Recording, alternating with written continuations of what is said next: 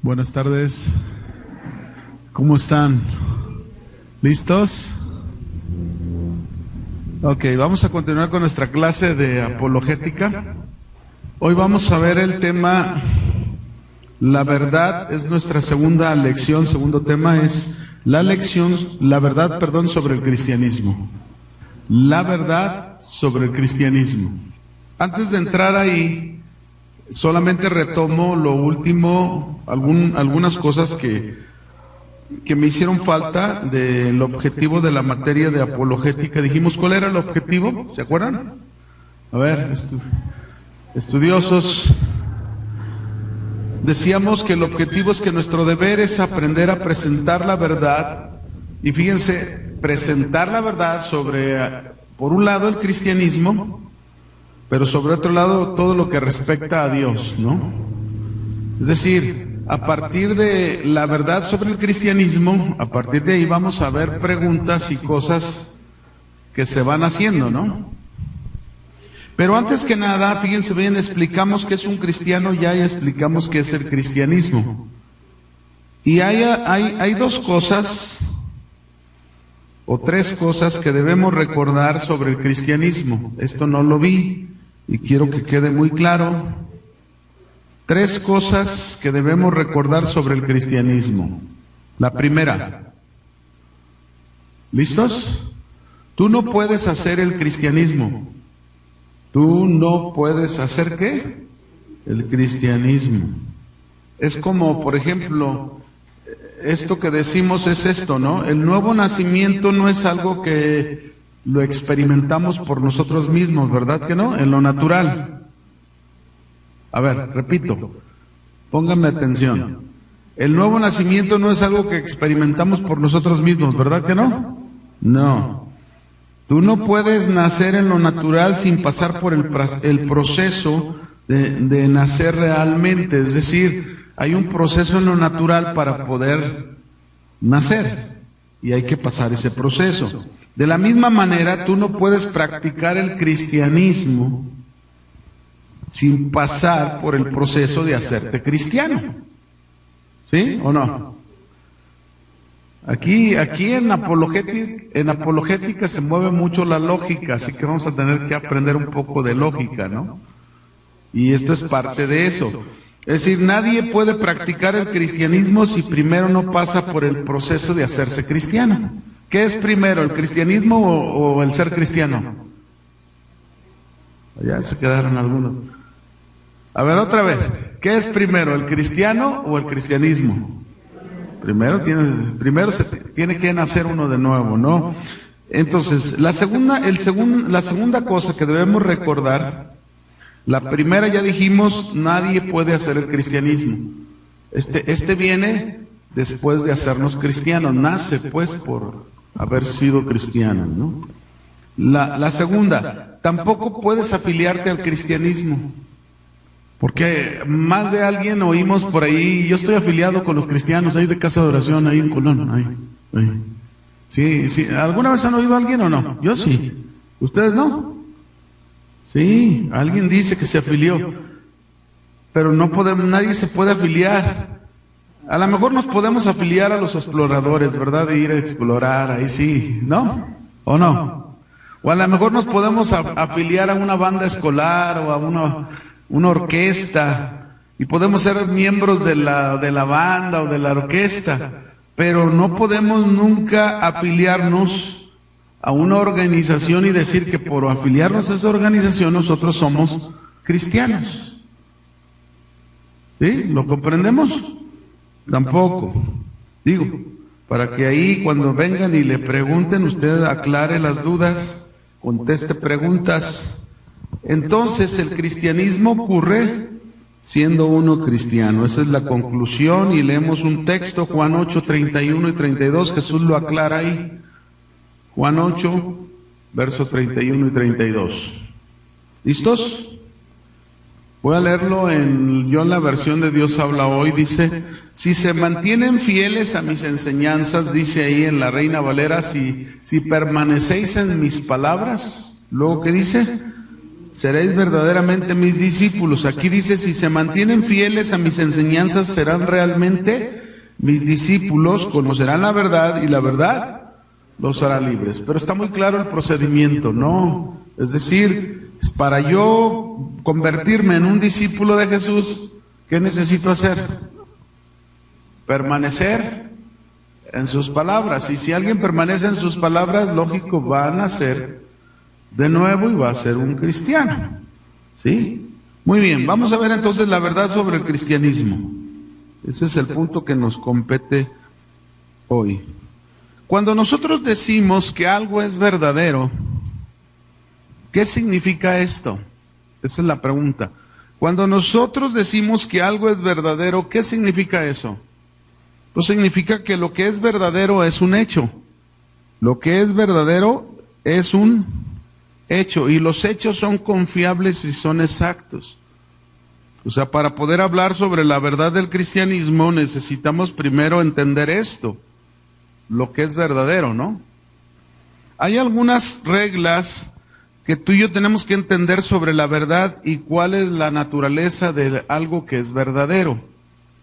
Repito, hay reglas que tenemos que entender sobre la verdad y cuál es la naturaleza de ser, ¿qué? Verdadero. Primero, vamos a lo primero, de esto que estamos hablando, de las reglas. ¿La verdad es conocible? A ver, ¿la verdad es conocible? ¿Una verdad es conocible, mis hermanos? Pregunto, ¿una verdad es conocible? Sí. Por lo tanto, si una verdad es conocible, es posible conocer la verdad absoluta de Dios. ¿Están de acuerdo? Si una verdad, dijimos, es conocible, por lo tanto es posible conocer la verdad absoluta de Dios. ¿Dónde encontramos esa verdad absoluta de Dios? ¿Dónde? En la Escritura. No en las ideas de un hombre, no en el pensamiento de un hombre, o en sus filosofías, o en sus rollos, no. La única manera en que nosotros podemos conocer la verdad absoluta de Dios, conocerla, es a través de las Escrituras. ¿Sí? Ahora, la segunda regla. La verdad de Dios es absoluta y es pura. Ahora, quiero que me digan, cuando decimos que la verdad de Dios es absoluta, ¿qué entendemos por eso? ¿Qué entiendes tú por eso? A ver. ¿Qué entiendes porque la verdad de Dios es absoluta? Cuando decimos que la verdad de Dios es absoluta, estamos diciendo que la verdad de Dios, a través de la Escritura, está por encima de cuál opinión de la verdad pueda tener la gente. ¿Sí? Porque es absoluta. La gente puede tener, ahorita lo va a entender, la gente puede tener sus propias ideas de una verdad. Y para esa gente eso puede ser una verdad. Pero para nosotros hay una verdad que es absoluta.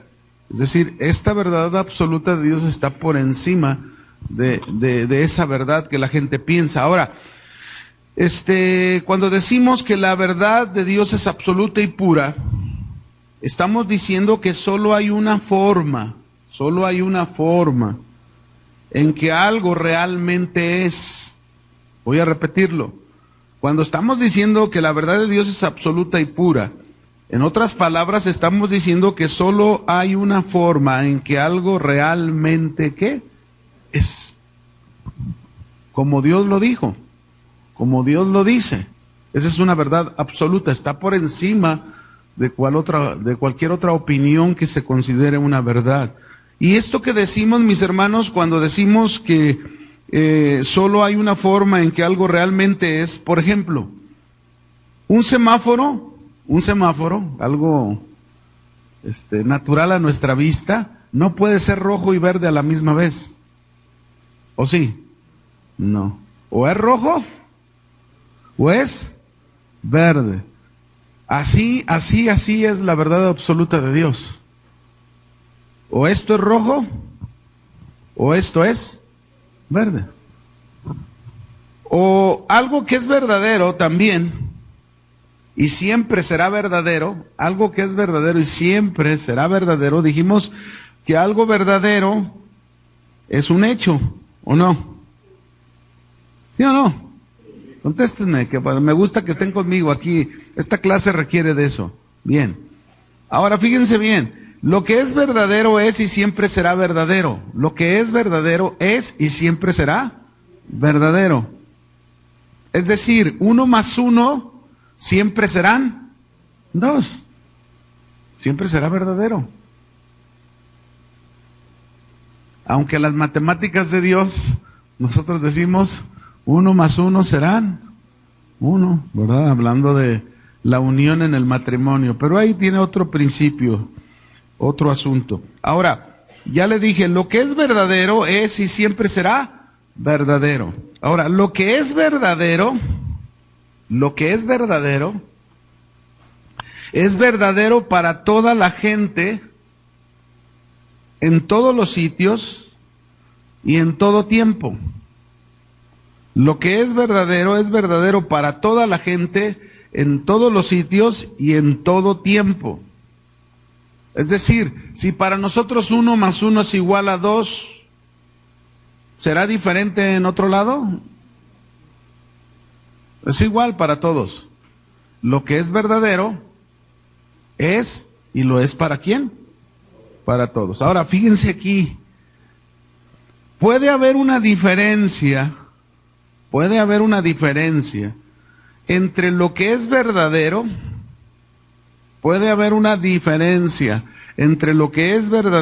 y lo que la gente percibe que es verdadero.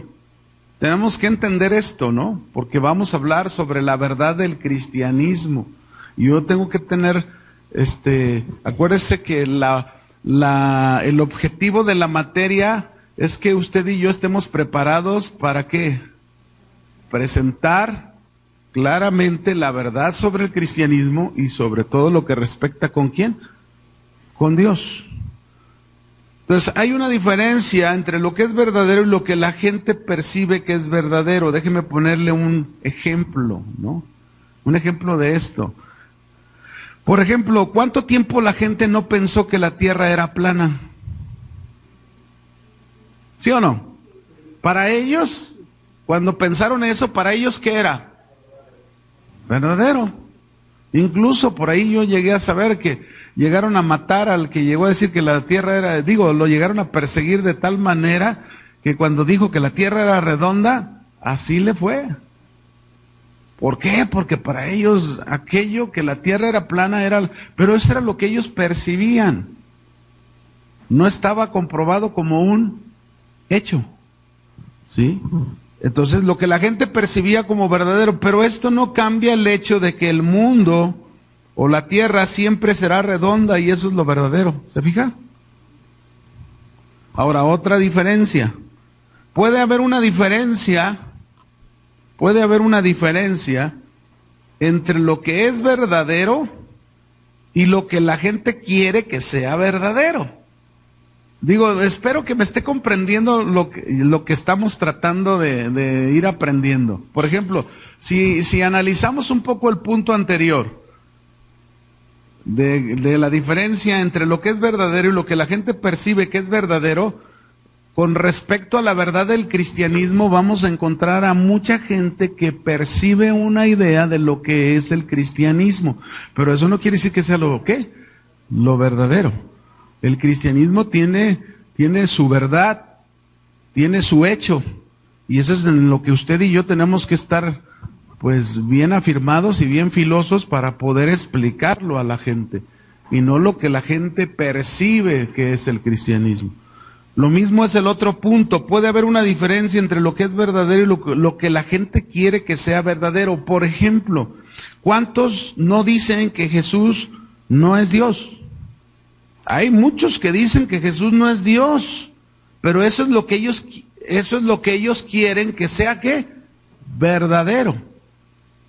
Eso es lo que ellos quieren que así sea. Pero lo verdadero, mis hermanos, no es así.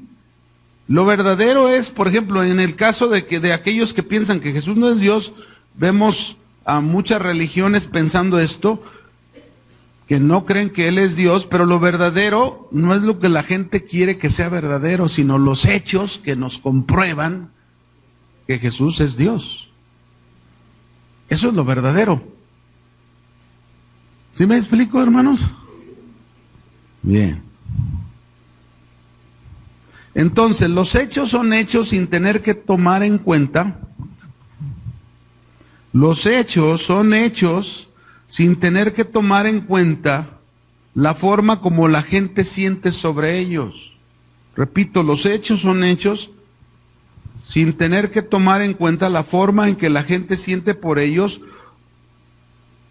o lo que la gente cree sobre ellos o quiere creer sobre ellos.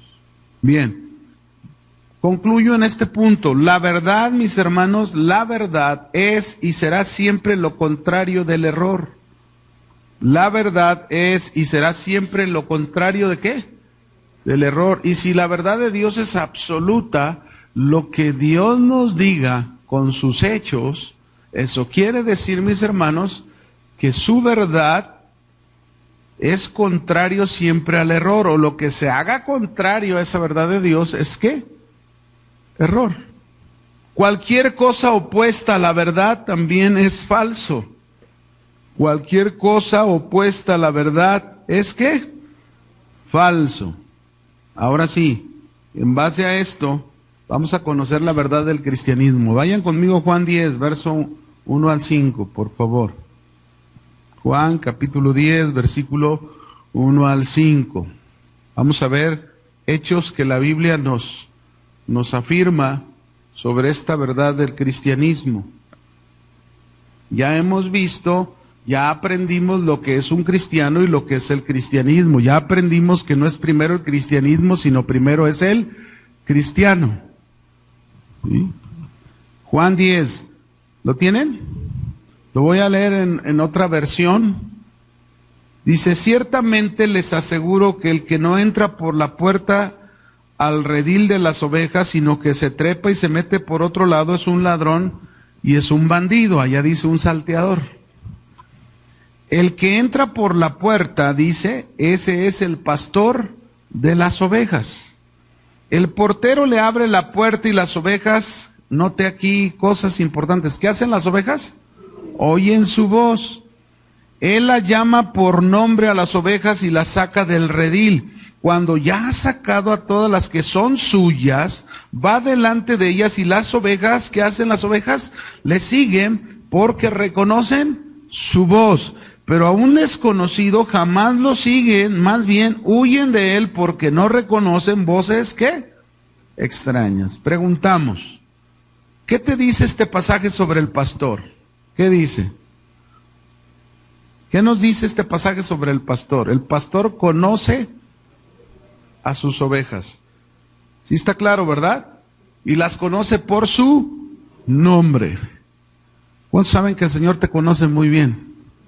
Y te conoce por tu nombre. ¿Sí lo sabe? Bueno. Ahora, ¿cómo conocen las ovejas a su pastor? Las ovejas saben y reconocen la voz de su pastor y por eso lo siguen. Otra vez. ¿Cómo conocen las ovejas a su pastor? Las ovejas conocen, reconocen la voz de su pastor. Este es mi pastor que me está hablando. Y una vez que oyen su voz, ¿qué hacen? Lo siguen. Esa es la verdad sobre un cristiano en su relación con Dios. ¿Me explico? Es decir, un cristiano realmente, un cristiano que es parte del cristianismo, él sabe que el pastor le conoce y le conoce por su nombre, pero también la oveja conoce la voz de su Señor y por lo tanto le reconoce y le sigue. Y cuando dice que le sigue, esto quiere decir, cuando hablamos de seguirle, esto quiere decir que su voz al escucharla la está obedeciendo. ¿Sí? ¿O no? Eso hace. Ahora, saber cómo decirle a la gente sobre la verdad del cristianismo, que es parte de esto, te va a ayudar a traer una persona a Jesús. ¿Quién va a restaurar a la persona? ¿Tú o Jesús? ¿Quién restaura a la persona? Jesús. Porque Jesús es el pastor que conoce a sus ovejas y las llama por su nombre. Y la función de una oveja que se acerca a Jesús, ¿cuál va a ser la función de una oveja que se acerca a Jesús? Reconoce su voz, la escucha y la obedece. Eso quiere decir que le está siguiendo a su pastor. Así que, mis hermanos, saber yo sobre esta verdad, sobre este punto, me hace entender que mi responsabilidad es traer a una persona a Jesús. Quien va a restaurar a esta persona en su relación personal con Él es Jesús, no nosotros. ¿Me explico? Es decir, alguien te va a hacer una pregunta, a lo mejor tú le estás hablando de Jesús, y tú le vas a hablar de Jesús, lo vas a llevar precisamente a Jesús, para que él llegue a experimentar lo que tú ya experimentaste un día y se convierta él en un cristiano como tú eres cristiano y sea parte del cristianismo. Esa es la verdad sobre el cristianismo. Pero esa es la única manera en que una persona va a conocer esta verdad. Ese es un hecho. Ahora fíjate bien. Aunque tú una persona lo lleves a Jesús y sepas que Jesús es el único que lo puede restaurar en esa relación con Él, Jesús va a esperar de esa persona a la que tú le estás hablando de Él, Jesús va a esperar que Él tenga confianza en Él como su Señor y su Salvador. Si Él no confía en Jesús, si Él no cree en Jesús, ¿qué va a pasar? ¿Habrá esa relación de pastor-oveja? ¿Habrá esa relación donde él reconozca la voz de Jesús, escuche la voz de Jesús y le siga? No. Hay cosas, mis hermanos, que necesitamos saber y tener presentes. Número 1, ¿qué cosas necesitamos tener presentes? La verdad del cristianismo, cuando la compartimos a alguien, la verdad sobre el cristianismo, se parece a dar a alguien como un vaso de agua. ¿En qué manera? Tú solo puedes dar a él o a ella el vaso de agua, pero ¿de quién depende si le beben o no beben? ¿De quién? De cada persona. Esto es lo mismo, tú presentas la verdad del cristianismo a una persona, tú le presentas, como lo hemos dicho, ¿cómo es un cristiano? ¿Se acuerdan cuál fue la respuesta? ¿Qué es un cristiano? ¿Se acuerdan o no se acuerdan?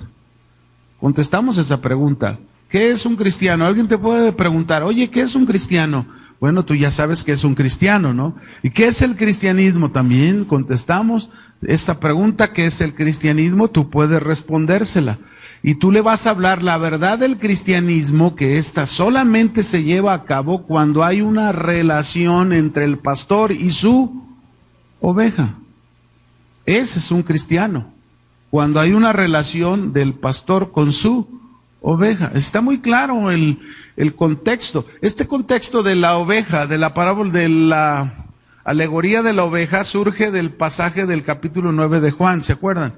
Cuando había un ciego de nacimiento y Jesús lo sana, y una vez que lo sana, como era una persona que había nacido ciega, entonces lo llevan con los del Sanedrín, los judíos, y los judíos le dicen, a ver, dinos, ¿quién te sanó? Y él dice, pues no, ni siquiera lo vi, porque él nomás me dijo, ve y lávate en el estanque de Siloé, y yo recobré la vista y ya no estaba. Entonces, y lo único que sí sé que él viene de Dios, y él defendiendo a Jesús. La cosa que al final del texto tú te das cuenta que aquellos que supuestamente se decían ser los dirigentes del pueblo de Israel, que deberían dirigir a la gente, ¿a quién la deberían de dirigir la gente? A Dios. Entonces lo expulsan de la sinagoga, le dicen, eres un pecador, igual que Jesús es un pecador el que te sanó. Y entonces esto de expulsar de la sinagoga tiene un peso. Es como un rechazo por ni ameritaba, o sea, ¿por qué lo estás corriendo? Realmente estos hombres estaban siendo unos falsos guías, unos falsos maestros. Por eso viene de ahí la alegoría del buen pastor. Entonces fíjense bien, antes de esta alegoría Jesús se encuentra con el ciego de nacimiento que ya lo había sanado, y sabiendo Jesús que lo habían expulsado, y le dijo, ¿crees en el Hijo de Dios? Y él le dijo, ¿quién es para que yo crea en él? El que está enfrente de ti. Y dice la Escritura que en ese momento él se postró a los pies de Jesús y le dijo, creo. Ahora fíjense la relación de un cristiano. ¿Cuál es la relación de uno que nace con Jesús? Pastor, oveja. Tienen una relación. El pastor conoce sus ovejas y las llama por su nombre. Las ovejas oyen, reconocen la voz de su pastor y le siguen, como este ciego de nacimiento. Reconoció la voz de Jesús, reconoció a aquel que le había sanado y que era el Hijo de Dios, que venía de parte de Dios, que era el Mesías. ¿Y qué hace? Le sigue. Y no siguió a los otros líderes falsos, ¿no? Que son los salteadores, los ladrones. Ese es el punto. Ahora, la presentación de la verdad del cristianismo, dijimos, se parece a dar a alguien un vaso de agua.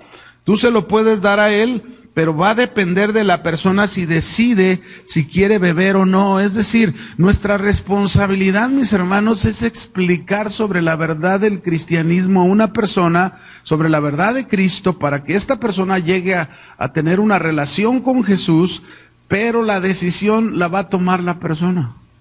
Nosotros no tenemos nada que ver en la decisión de la gente. ¿Está de acuerdo? Solo podemos decirle a la gente sobre Jesús, que es el Señor y es el Salvador. Eso es lo único que nosotros podemos hacer, explicarles esa verdad. Pero la creencia en Jesús es una decisión de cada persona. ¿Estamos de acuerdo? Es una decisión de cada persona y Dios no va a obligar a la gente que lo acepte. Como algunos dicen por ahí. Dios no obliga a nadie. Es todo un caballeroso, ¿sabían? Nos da la oportunidad a todos, pero nosotros decidimos si bebemos de esa agua, si reconocemos esa verdad como tal, si aceptamos lo verdadero o lo rechazamos, o seguimos pensando que lo verdadero es lo que nosotros queremos que sea lo verdadero, y no la verdad absoluta de Dios, ¿no? Bien, algunas personas que creerán, fíjate bien, y pondrán su dependencia y confianza en Jesús. Algunas, mientras tú les hablas sobre la verdad del cristianismo. Algunas personas creerán y pondrán su dependencia y confianza en Jesús como Salvador y Señor mientras tú les hablas la verdad del cristianismo. Como dice la Escritura en Gálatas 6:9. ¿Qué dice ahí? En Gálatas 6:9 nos dice, ¿ya lo tienen? Dice, no nos cansemos de hacer bien, porque a su debido tiempo, ¿qué? Cosecharemos, si no nos damos por vencidos o si no desmayamos, como dice la versión Reina Valera, ¿no? No nos cansemos de hacer, ¿qué? Bien. ¿Y qué es hacer bien, mis hermanos? Pues hablarles a la gente sobre la verdad de Cristo. En este caso estamos hablando sobre la verdad del cristianismo. Y cuando te hablo sobre la verdad del cristianismo, hay muchos que luego dicen, es que no sé qué decir, es que no sé cómo compartirle. Tu papel es, por eso acuérdense que veíamos textos al principio que debemos estar preparados para presentar defensa ante todo aquel que nos demande razón de la esperanza en la cual nosotros hemos creído. Y este es un primer punto de partida, ¿no? Hay muchas preguntas que te van a hacer y de esto se trata la apologética, acuérdese. Es una defensa, ¿de qué? Del Evangelio. Y comenzamos por lo más sencillo. Y lo más sencillo es esto. Entonces, algunas personas van a creer y van a poner su confianza en Jesús mientras tú les hablas sobre esta verdad del cristianismo. Pero va a haber otras personas que no van a creer. Hay otras que no van a creer. ¿Y qué va a pasar contigo ahí si no te creen? ¿Qué va a pasar? Yo no sirvo para esto. No, ¿verdad? Yo entiendo que el Señor me está diciendo claramente, va a haber quien crea y va a haber quien no crea, ¿no? La verdad del cristianismo, mis hermanos, es que está basado sobre pruebas razonables, lógicas. Va a haber muchas dudas, pero tú y yo estamos para contestar esas dudas. ¿Sí, hermano? Va a haber muchas dudas, pero tú y yo tenemos que estar listos para contestar esas dudas. Claro, yo no, por ejemplo, cuando yo le hablo a una persona de Cristo, yo no le estoy hablando, te voy a hablar la verdad sobre el cristianismo. No. Cuando yo tengo una consejería, muchas veces, una de las primeras cosas que yo hago, aunque tenga tiempo de venir a la iglesia, es observarlo, porque primero escucho, y una vez que escucho yo me doy cuenta si esa persona realmente ya tiene una relación con su pastor o no tiene una relación con su pastor. Y lo primero que hago, si yo me doy cuenta que no hay esas relaciones porque realmente él no es un cristiano, él no ha nacido de nuevo, y aunque él aparenta decir que es cristiano y porque viene a una iglesia cristiana, y eso no es verdad. Yo tengo que mostrarle la verdad y tengo que explicársela. Y entonces ahí ya es la labor de cada uno de nosotros, ¿no? Yo tengo que llevarlo, mira, tú eres un pecador y la Biblia dice, y hay un abismo que te divide a un pecador con Dios, y eso se llama pecado. Y lo único que puede unir entre el pecador y Dios es una cruz. Y empiezo a explicarle, es el sacrificio de Jesús. Pero para que ese sacrificio se haga efectivo en tu vida, tú tienes que hacer dos cosas. Una, te tienes que arrepentir de tu vida de un pecador y dejar de hacerlo, porque el arrepentimiento es eso. Tú dejas de hacerlo y tú comienzas a enfocarte en la nueva vida que Dios te ofrece. Ese es por un lado. Y por otro lado, tú tienes que poner toda tu confianza en Dios. Ahora, cuando yo le hablo de la confianza en Dios, yo también le estoy explicando lo que es o representa esa confianza. Porque muchas veces, si yo hago una encuesta, yo puedo saber que todo el mundo me va a decir, yo creo en Dios, pero la realidad es que no creen. ¿Se fijan cómo hay una diferencia entre lo verdadero y lo no verdadero? Entre la verdad y lo que no es la verdad, o el error o lo falso. Entonces, mientras una persona se encuentra en el error, mientras una persona se encuentra en lo falso, y tú y yo no le expliquemos la verdad tal cual es del cristianismo, esa persona no va a experimentar una nueva vida. Por eso es importante que nosotros le expliquemos la verdad sobre el cristianismo. Y la verdad sobre el cristianismo, dijimos, está basada sobre pruebas que razonables y lógicas. Por ejemplo, ¿qué dice en 1 Corintios 2:14? ¿Qué dice ahí? Vamos ahí. ¿Lo tienes? Dice, pero el hombre natural no percibe las cosas que son del Espíritu de Dios, porque para él son locura y no las puede entender porque se han de discernir espiritualmente. Te lo leo en esta otra versión. El que no tiene el Espíritu no acepta lo que procede del Espíritu de Dios, pues para él es una locura. No puede entenderlo porque hay que discernirlo espiritualmente. Ahora, esto que te estoy diciendo, hay mucha gente que viene a la iglesia y se encuentra en esa situación. ¿Lo sabías? Hay mucha gente, y miren, y nosotros tenemos el pésimo hábito de que muchas veces invitamos gente a la iglesia sin explicarles nosotros la verdad sobre el cristianismo.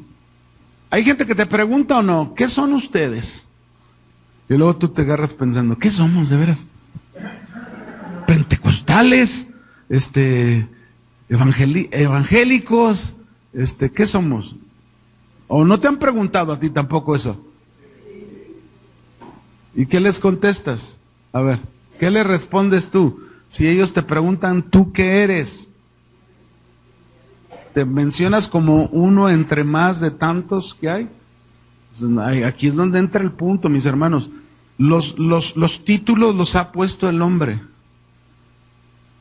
En la Biblia no aparecen los títulos. En la Biblia se dice en el libro de Hechos que por primera vez a los que habitaban en la iglesia de Antioquía, discípulos de Jesús, se les llamó por primera vez como cristianos. Y el cristianismo tiene su significado, tiene su definición. Es decir, no hay cristianismo si primero no hay un cristiano. Y un cristiano es aquel que ha nacido de nuevo, que ha tenido ya un encuentro personal con Jesús y ya Jesús es su Señor, es su Salvador y ha comenzado una nueva vida con Él. Y muchas veces nosotros lo que hacemos es traer a la gente a la iglesia y ve a la iglesia y te invito a la iglesia y mira, está muy padre la iglesia, pero nunca le hablamos sobre la verdad del cristianismo. ¿O no? Y hay mucha gente dentro de la iglesia que no conoce esta verdad. Y se los digo porque yo he tenido consejerías, como no tiene usted una idea, y gente que realmente hay que explicarle la verdad sobre el cristianismo. Si tú eres un cristiano, si tú de verdad sigues a Cristo, si tú de verdad dices, yo soy parte de esta iglesia cristiana, como cualquier otra iglesia cristiana, tú necesitas que realmente lo que la Biblia dice, los hechos que se nos presentan razonables y lógicos sean parte de tu vida. Si no, sigue siendo para esa persona, la verdad sigue siendo lo que esa persona cree que es su verdad. O lo que es verdadero para esa persona, lo que él quiere que sea verdadero, y no es así. La verdad tal como Dios la dice. Lo verdadero es con hechos, y los hechos, mis hermanos, se demuestran. ¿O no? Sí. Entonces aquí dice, el que no tiene el Espíritu y no, pues lógico, no va a entender las cosas del Espíritu de Dios. ¿Por qué algunas personas entonces, mis hermanos, no creen la verdad del cristianismo? Yo hago esta pregunta. Ya he dicho algo, pero ¿por qué algunas personas no creen la verdad del cristianismo? Ya sabemos que hay algunas que lo rechazan simple y sencillamente porque no quieren, pero les voy a decir algo. Algunas personas no han sido enseñadas correctamente. Por eso no creen en la verdad del cristianismo, porque no han sido enseñadas correctamente. Algunas personas nunca han sido presentadas a Jesús como debe de ser. Pregunto, ¿es una verdad y es verdadero que un cristiano, es tan claro como leímos el texto, es una relación del pastor con su oveja y la oveja con su pastor? ¿Sí está claro o no en el texto? Está muy claro. Porque entonces si no hay relación pastor-oveja, entonces es un ladrón y es un salteador. Es nuestro trabajo, mis hermanos, es nuestro trabajo, por eso es el estudio de la apologética, es nuestro trabajo traer a la gente a Jesús. Pero es la obra del Espíritu Santo, para que ellos se puedan convertir a Jesús. Pero ¿cuál es el instrumento que usa el Espíritu Santo para que la gente se convierta a Jesús? O sea, nosotros traemos a la gente a Jesús. El Espíritu Santo es el que hace que se conviertan a Jesús. Pero ¿cuál es el instrumento que usa el Espíritu Santo para que la gente se convierta a Jesús? El instrumento, mis hermanos, que usa el Espíritu Santo es la verdad razonable y explicada del Evangelio. Razonable y explicada del Evangelio. ¿Y quién hace eso? Dígame, ¿quién hace eso? ¿Quién hace eso? ¿Quién hace esa labor de explicar en una manera razonable el Evangelio? ¿Quién hace eso? Usted y yo. ¿Se fijan cómo es importante que demos una buena explicación para que el Espíritu Santo pueda hacer que esa persona se convierta a Cristo? Si yo no doy una buena explicación, si yo no explico la verdad del Evangelio, sabiendo que el Espíritu Santo es el que va a convertirlo a Cristo, ¿cómo yo espero que se convierta a Cristo si no estoy dando yo la buena explicación razonable del Evangelio? Dice la Escritura en 2 de Timoteo capítulo 2, verso 24, porque el siervo del Señor no debe de ser, fíjense bien, todo lo que conlleva el que usted y yo demos una buena explicación del Evangelio. Porque el siervo del Señor no debe de ser, ¿qué? Primero, contencioso. Para empezar, mi hermano, si tú vas a predicarle el Evangelio a una persona, no te acalores, ni te enciendas, ni te pongas a discutir, ¿verdad? Si vas a hablar el evangelio, hazlo sin pelea. Desde aquí tenemos que aprender a ser unos buenos apologetas, ¿verdad? Y como un buen apologeta, yo tengo que aprender a que el siervo de Dios no debe de ser contencioso, sino que debe de ser amable ¿para con quién? Para con todos. O sea, en lugar de ser contencioso, lo que yo tengo que hacer cuando voy a explicar razonablemente la verdad sobre el evangelio, sobre Cristo, sobre el cristianismo, lo que yo tengo que hacer es ser una persona amable. Desde ahí son las características. De nada te va a servir si tú hayas expuesto o hayas dado una buena explicación del evangelio y lo hayas hecho razonable, pero si lo estás haciendo con pelea, con pleito, no va a servir de nada. Por eso aquí está diciendo que debemos hacerlo no siendo contenciosos, sino amables y aptos ¿para qué? Para enseñar. O sea, esto de ser aptos para enseñar quiere decir, mis hermanos, que seamos capaces de explicar el mensaje de Cristo. Esa es la verdad del cristianismo, ¿sabían? No hay otra. Eso es lo verdadero sobre el cristianismo. Otros pueden pensar otras cosas, pero eso es lo verdadero. Eso es lo que tenemos que hacer. Pero sigue diciendo también, no se acaba ahí. Dice que debe de ser sufrido, paciente. Eso es lo que quiere decir sufrido. Que debes de saber ser, ¿qué? Paciente. También hay que ser pacientes cuando explicamos el mensaje del evangelio, ¿no? Y luego sigue diciendo que con mansedumbre, note lo que dice ahí, que con mansedumbre corrija los que se oponen. ¿Te ha tocado que a alguien le predicas el evangelio y alguien se oponga? ¿Te ha tocado que cuando se está oponiendo te saca un montón de cuestionamientos? Y yo traía el otro día, venía en un Uber con una persona que me trajo de su casa.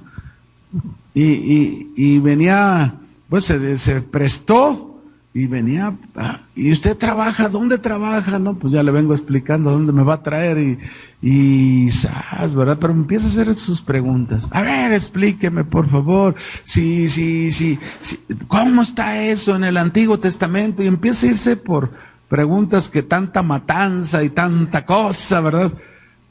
Bueno, yo tuve una respuesta para responderle su pregunta. Y luego me hizo otra pregunta, tuve una respuesta para responderle su pregunta. Cuando llegamos aquí me hizo como 10 preguntas. No voy a decirte que lo llevé a Cristo porque no se prestó para llevarlo a Cristo. Sí lo invité que viniera a buscarme. Según él dijo, no, yo voy a venir, lo voy a buscar para aventarnos una hora así, platicando. Es que me ha gustado como ha respondido, pero pues estoy esperándolo, Pero la verdad, tenemos que tener respuesta, ¿o no? Preparados, pero hacerlo, dice aquí, con mansedumbre, es decir, de una manera sencilla, sin sentirnos orgullosos porque conocemos o sabemos, sino con mansedumbre corrija a los que se oponen, por si quizá Dios les conceda que se arrepientan para conocer ¿qué? La verdad. Ahí está nuestra labor, apologetas. Es el texto, dijimos, 2 de Timoteo 2, 24 al 25.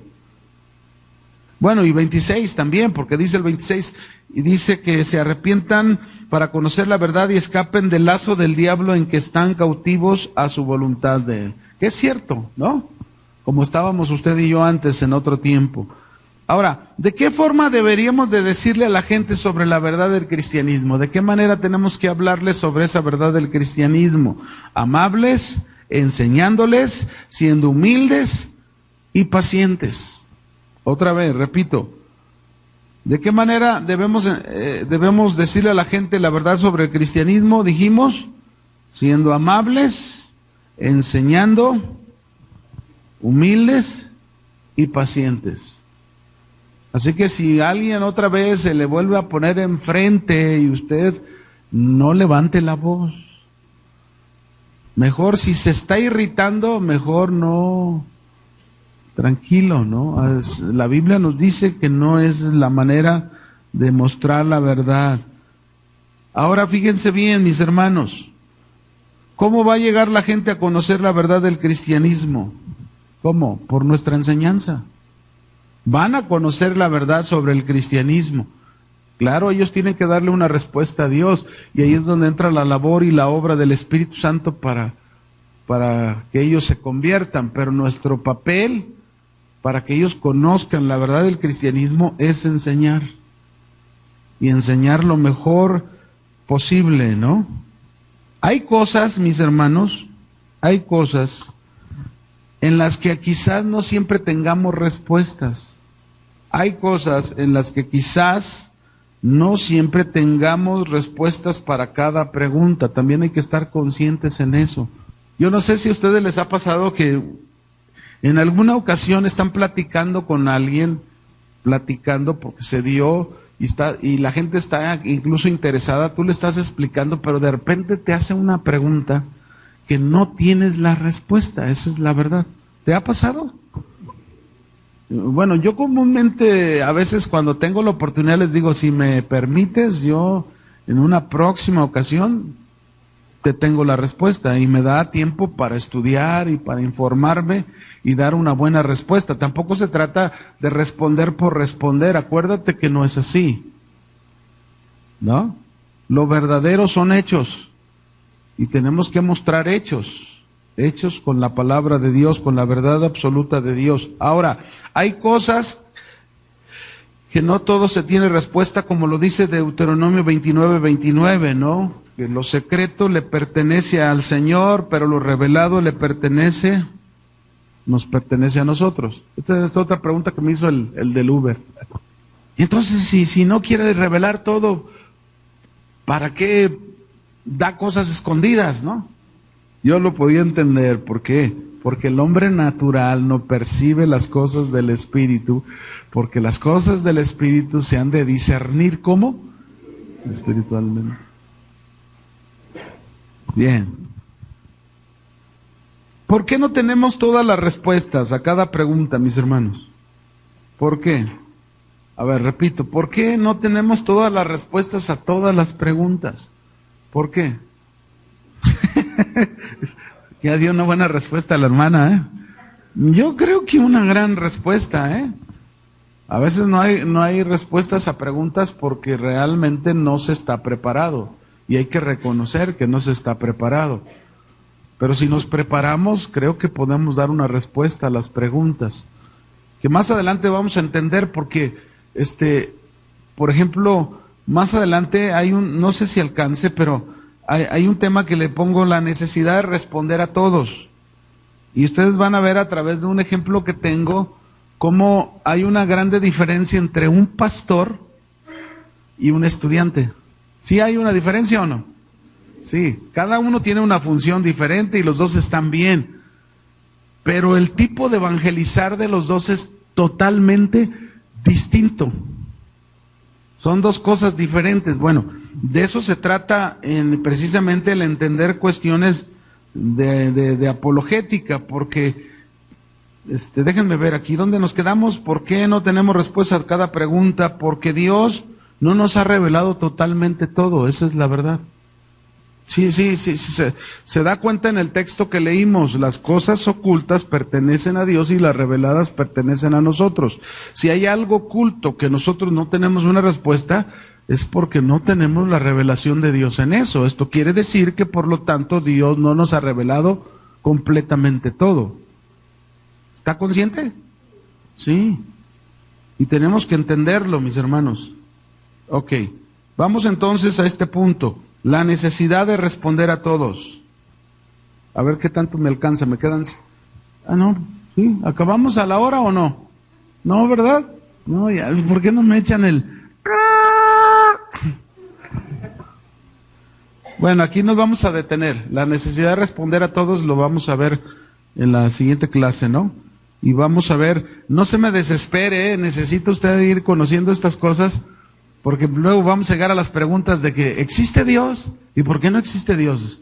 Y, o sea, todos los cuestionamientos donde entra la apologética precisamente. ¿Ok?